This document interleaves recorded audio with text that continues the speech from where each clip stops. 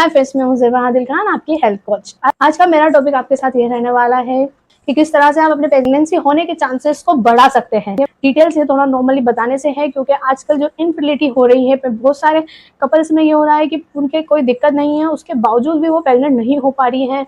उन्हें कुछ चीज़ समझ में नहीं आती है, घर वालों से इस चीज़ को क्लियर नहीं कर पाती है, तो इस वजह से उनको बहुत ज़्यादा दिक्कत आ रही है। इतनी एज में शादी होने लग गई है कि हार्मोन डिस्टर्ब हो जाते हैं कि लेट शादी होने की वजह से, और बहुत सारी दिक्कतों को लेडीज को या मेंस को सामना करना पड़ रहा है। तो ये टॉपिक शुरू करने से पहले आपको 2-3 बातें क्लियर करना चाहती हूँ। प्रेगनेंसी होना या ना होना बहुत सारे फैक्टर पे डिपेंड करता है। कोई एक बात नहीं होती कि आप इस वजह से प्रेग्नेंट नहीं हो पा रहे। बहुत सारी चीजें, किसी के हार्मोन डिस्टर्ब हो जाते हैं, किसी के अंडे नहीं बन पाते, किसी के बच्चेदानी में दिक्कत है, किसी की किस वजह से। मेन चीज नहीं है कि हाँ यही वो वजह हो सकती है, ऐसा कुछ नहीं है।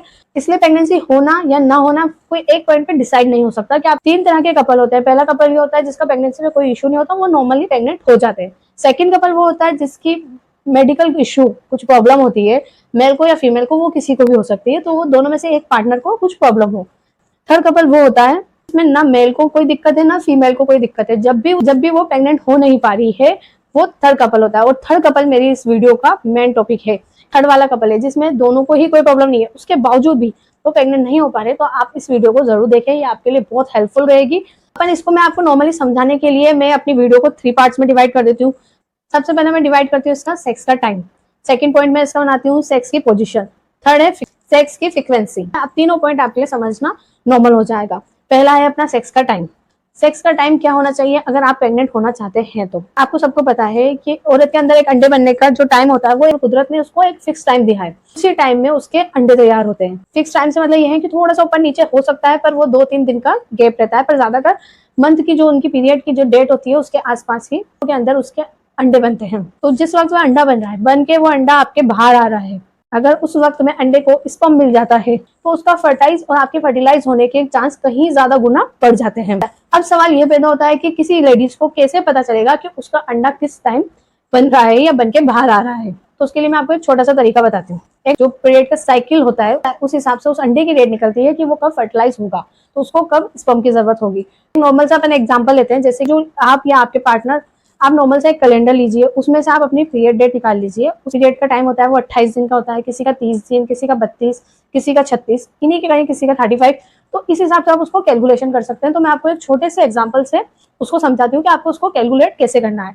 आप मान लीजिए किसी आपके पार्टनर की या आपकी खुद की, आपकी पीरियड डेट 1 तारीख को स्टार्ट हुई है और आपकी ब्लीडिंग आना 5 तारीख को बंद हो चुकी है। उसके बाद आप नॉर्मल रूटीन में आ चुके हैं, ब्लीडिंग नहीं हो रही है आपके बिल्कुल 5 दिन बाद। 5 दिन के बाद अगला पीरियड आने तक का जो दिन होगा वो उसके पीरियड का लास्ट दिन समझा जाएगा। जो तो फर्स्ट डे जो अपने पहली तारीख ली थी वो दिन ब्लीडिंग का हो रहा, और जो अगले महीने की जो 2 भी तारीख आएगी वो दूसरा दिन उसका ब्लीडिंग का रहेगा। अपन एक नॉर्मल लेडी की 28 डेज की साइकिल लेके चलते हैं कि फर्स्ट डे उसका आया था 1 तारीख को, 1 मई को, और उसका रिसाइकल 5 दिन से उसको ब्लीडिंग हुई, उसके बाद वो नॉर्मल है, और उसकी रिसाइकिल है 28 डेज की। तो उसके बीच में जो दिन रहे अपने 13, 14 और 15, जो ये डेट रहेगी, तो ये उसके बीच की डेट रहेगी। 28 भी उसका साइकिल 28 दिन का भी होता है, जब भी उसकी डेट यही बीच की आएगी 12, 13, 14, तो ये आ जाएगी। वो 3 दिन आपके हर लेडीज में ऊपर नीचे आगे पीछे चलते रहते हैं। वो जो बीच का टाइम है उस टाइम पे एक फीमेल के अंडे बनते हैं।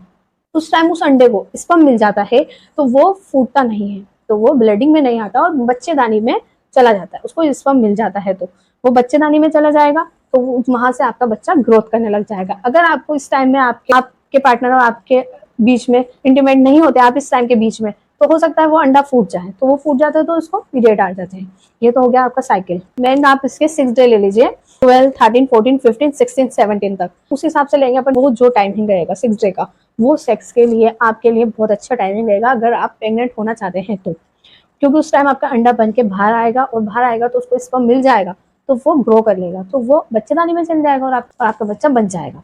और उस टाइम उसको स्पर्म नहीं मिलता तो वो अंडे आपस में टकरा के फूट जाते हैं, और वो ब्लीडिंग में पीरियड डेट के जरिए ब्लीडिंग में बाहर आ जाते हैं। या तो आप लगातार सेक्स करते हैं, या आप 1 से 2 दिन छोड़ के, 1 दिन करा फिर 1 दिन छोड़ के, फिर 1 दिन करा फिर 1 दिन छोड़ के, ऐसे करते हैं तो आपका हेल्दी सेक्स रहता है। मतलब आपका पार्टनर हेल्दी है, उसको कुछ ही चीज की दिक्कत नहीं है, वो स्मोकिंग नहीं करते हैं, या उनको किसी भी तरह की कुछ भी डिजीज नहीं है, बीमारी नहीं है, तो स्पर्म होगा वो हेल्दी रहेगा, तो आपके वजाइना में वो स्पर्म करीबन 5 डेज सर्वाइव करता है। तो वो आप फर्स्ट डे भी करते हैं या सेकंड डे करते हैं, तो कोई से भी डे जो स्पर्म रहता है वो अंडे को मिल सकता है। ये तो हो गया आपका फर्स्ट पॉइंट।